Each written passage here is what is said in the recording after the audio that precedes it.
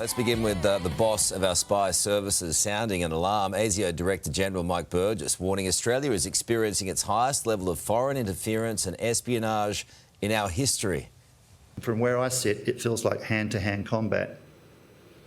This means ASIO is busier than ever before, busier than any time in our 74-year history, busier than the Cold War, busier than 9/11.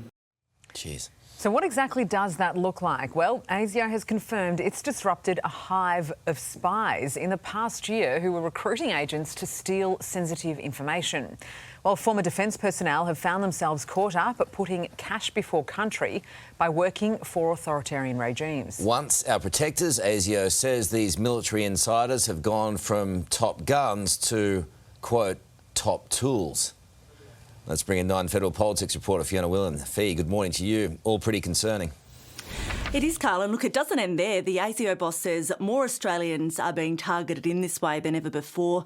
Mike Burgess says the spy agency also disrupted a plot against a group of senior journalists. Now, they would have been offered an all-expenses-paid study tour to a foreign country where their phones and laptops would have been infiltrated. There have also been suspicious approaches to some in the Australian court system. And in the last 12 months, that hive of spies that you just mentioned was uncovered. The Director-General describes that as a major spy network. Now, he's previously spoken about removing a nest of spies, but he says this was much bigger and more dangerous than the nest. So these revelations set the scene for a speech by the Prime Minister today, also on national security. Anthony Albanese is expected to point to the uncertainty in the region as he defends the need to buy nuclear-powered submarines through the AUKUS Pact with the US and UK. Now, the details of that arrangement will be revealed within weeks. Karl? Well, new fallout this hour in that stark warning from Australia's spy chief that the country is experiencing its highest level of espionage in history. In a moment, we'll get analysis from international security expert Professor Greg Barton.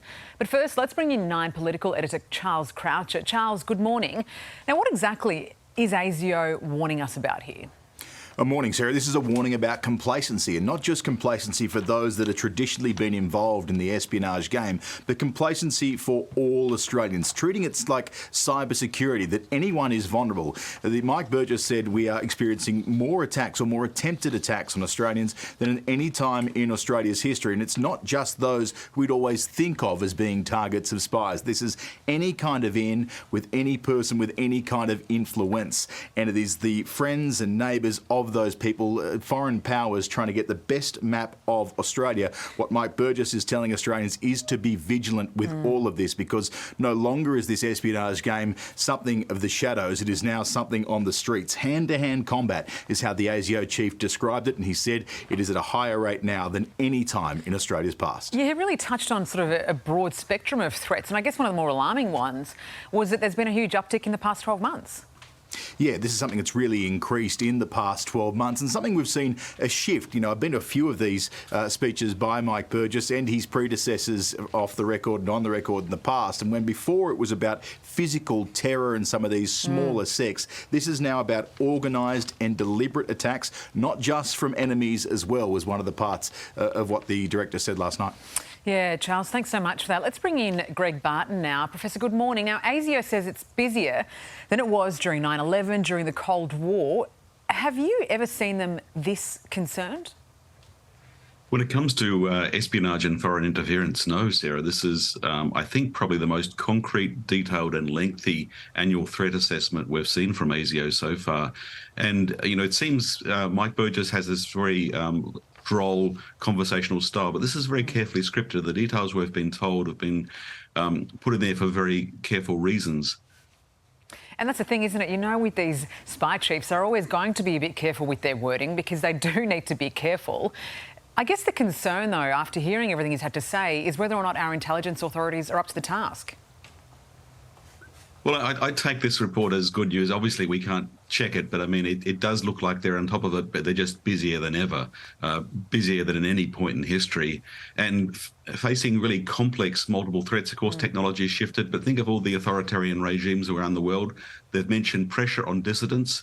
Mike Burgess specifically spoke about journalists and media and attempts to influence and find sources and shape stories. those are details we haven't heard before.